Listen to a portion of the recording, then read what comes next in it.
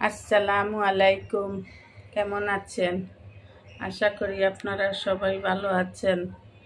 আল্লাহর রহমতেও আপনাদের দুয়ায় আমরাও ভালো আছি। জলপাই প্রায় শেষের পথে, কিন্তু আমি এখনো জলপাইয়ের আচার বানাই নাই।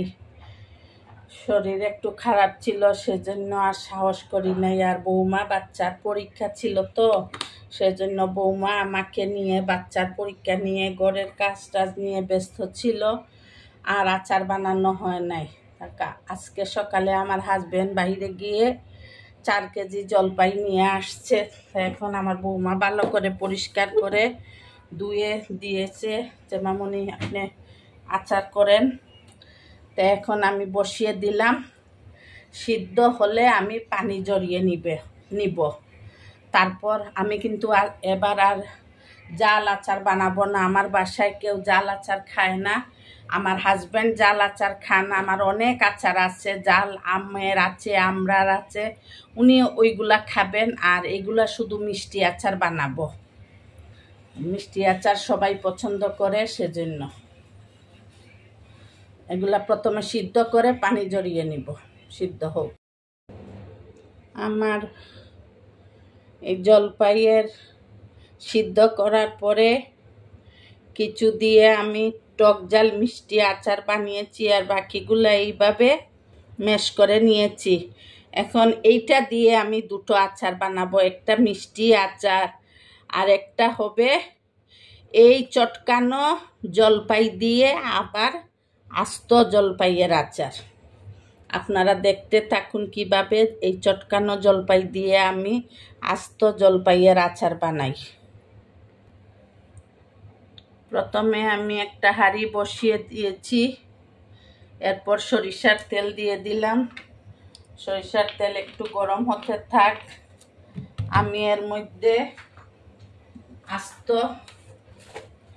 5 ফোড়ন দিয়ে দিব। 1.5 চামচের মতো আস্ত 5 ফোড়ন দিয়ে দিলাম। এখন চিলি ফ্লেক্স দিব 1 চামচ। এইটাই তেলের মধ্যে দিয়ে ভেজে নিব। এখন আমি রসুন, এইখানে 2 টেবিল চামচ রসুন বাটা হবে, আমি এইগুলা দিয়ে দিলাম। আমি হাত দিয়ে দিলাম। হাত দিয়ে দিলে একটু আমার আন্দাজটা ভালো হয়। আর এখানে 1 টেবিল চামচের মতো সরিষা বাটা আছে, ওইগুলাও দিয়ে দিলাম। আপনারা আমার রেসিপি ফলো করে আচার বানিয়ে দেখবেন, খেতে অনেক ভালো লাগে। আর 1 টেবিল চামচের মতো আদা বাটা দিলাম।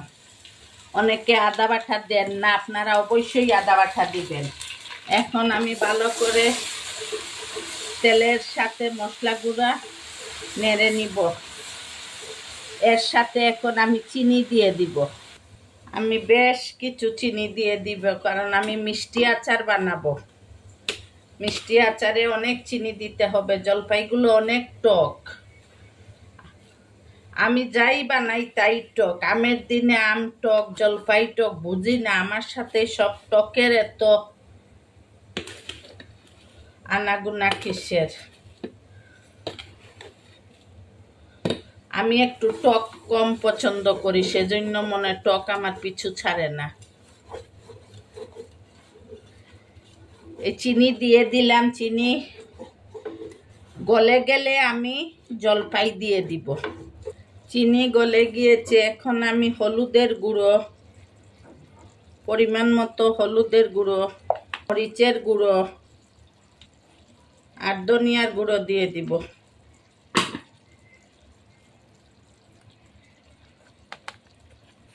পরিমাণ মতো লবণ দিব। লবণ দেই নাই, লবণ দিলাম। এখন আমি এই চটকানো জলপাইগুলো দিয়ে দিব। আমার এইখানে 4 কেজি ছিল। 4 কেজির মধ্যে আমি 1 কেজির মতো বের করে নিছি। এইখান থেকে নিয়ে টক জাল মিষ্টি আচার বানিয়েছি, আর আমরা দুপুরে আজকে একটু ভর্তাও খেয়েছি। আর বাকি প্রায় 3 কেজির মতো হবে, এইভাবে চটকানো হয়ে গিয়েছে। আমি অল্প করে একটু সাদা সিরকা দিয়ে দিব, বেশি দিব না, কারণ এগুলো আমি ফ্রিজে রেখে দিব, বাইরে রাখবো না। রাখলে শুধু মিষ্টি তো, মিষ্টির আচার নষ্ট হয়ে যায়। আমার মনে হচ্ছে আরও চিনি দিতে হবে, অনেক টক, আরও চিনি দিব। আমি আরও অনেক চিনি দিয়েছি। এখন চিনি থেকে পানি বের হবে, অনেকক্ষণ চুলায় কম আগুনে জাল দিতে হবে। এ পর্যায়ে আমার আচার আমি আরও 1 কাপ চিনি দিয়ে দিলাম। দেখলাম অনেক টক থেকে গেছে, আরও 1 কাপ চিনি। এখন এই চিনি গলতে হবে। একটু সরিষার তেলও দিয়ে দিলাম। এই আচার থেকে আমি 2 রকমের আচার বানাবো। এটা কম আগুনে হতে থাক। আমার আচার রেডি হয়ে গিয়েছে। এখন আমি শুকনো মরিচ আগে থেকে টেলে রেখেছি, ওইগুলো দিয়ে দিলাম 2 চামচ। আর আচারের মশলা বানিয়ে রেখেছিলাম কালকে, বানাবো করে, আচার বানাবো করে, এর থেকে 3 চামচ দিয়ে দিচ্ছি। চামচটা কিন্তু ছোটো, এই দেখেন 3 চামচ দিয়ে দিচ্ছি। আমি একটু নেড়ে দেখব, যদি মশলা আরও লাগে তাহলে আরেকটু দিব। আমি আরও 2 চামচ দিয়ে দিব। আসলে চামচটা তো ছোট, আমি আন্দাজ পাই নাই, সেজন্য আমার কম হয়েছে। আচার আমার রেডি হয়ে গেল। আমার আচার হয়ে গিয়েছে। এখন আমি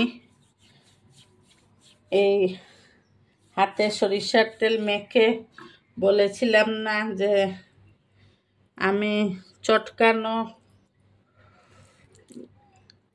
দিয়ে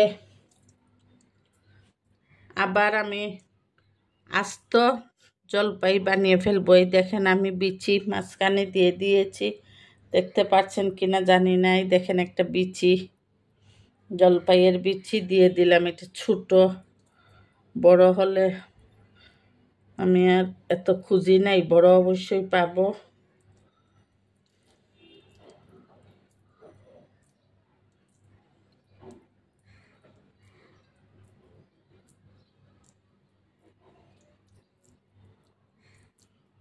এই দেখেন আমার একটা জলপাই হয়ে গেল।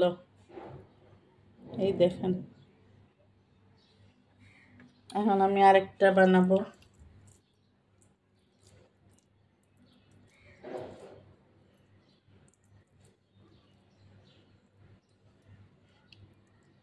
এই দেখেন বড় বিচি পেয়েছি।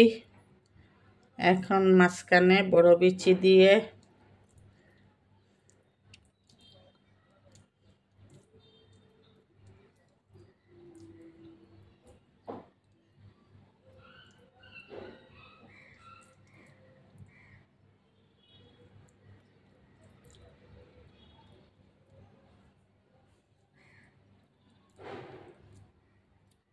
এই দেখেন আমি আরেকটা বানিয়ে নিলাম।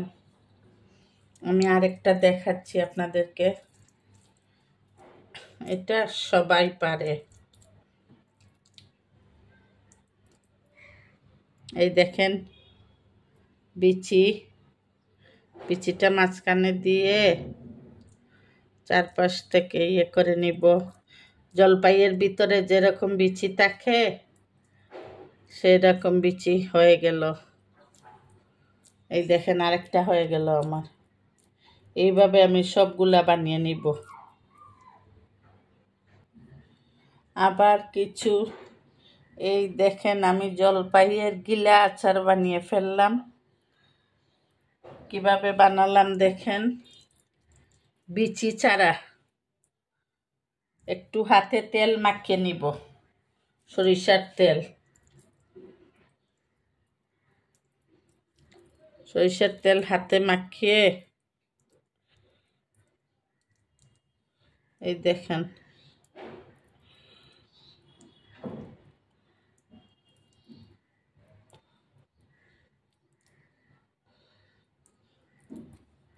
এটার ভিতরে কোনো বিচি নাই।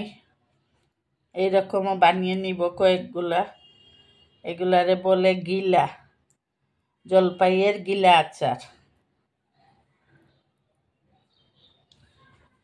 কয়েকটা বানাবো ভিতরে বিচি দিয়ে, আর কয়েকটা বানাবো এইরকম।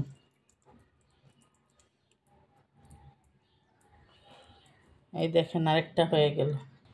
আমার আস্ত জলপাই গলিয়ে আবার আস্ত জলপাই বানিয়ে ফেলেছি। দেখেন কি সুন্দর হয়েছে। উপর থেকে একটু চিলি ফ্লেক্স ছিটিয়ে দিয়েছি।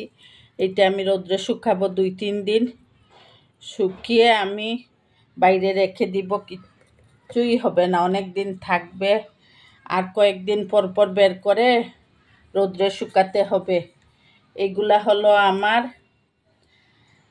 গলানো জলপাই দিয়ে আস্ত জলপাইয়ের আচার। আর একটু উপর থেকে আমি আচারের মশলাও ছিটিয়ে দিব। এগুলো জাস্ট সুন্দরের জন্য, একটু স্বাদও বাড়বে।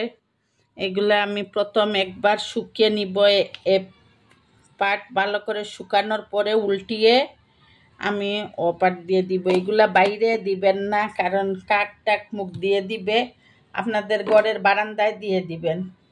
আমার তো আর বারান্দায় রোদ আসে না, আমি এই রান্নাঘরে যা আসে তা দিয়েই শুকিয়ে নিব। আর এইটা হলো জলপাইয়ের গিলা।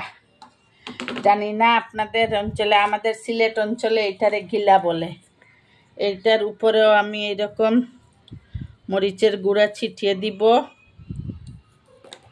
আর একটু ভাজা গরম মশলার গুঁড়া দিয়ে দিব। আপনারা লাইফস্টাইল উইথ বউ শাশুড়ির পাশে থাকবেন, আমাদের জন্য দোয়া করবেন। আর আপনাদের অঞ্চলে এটার কি নামে ডাকে সেটা কমেন্টের মাধ্যমে জানাবেন। আমাদের অঞ্চলে এটাকে গিলা বলে। এইটাও আমি রোদ্রে শুকাবো।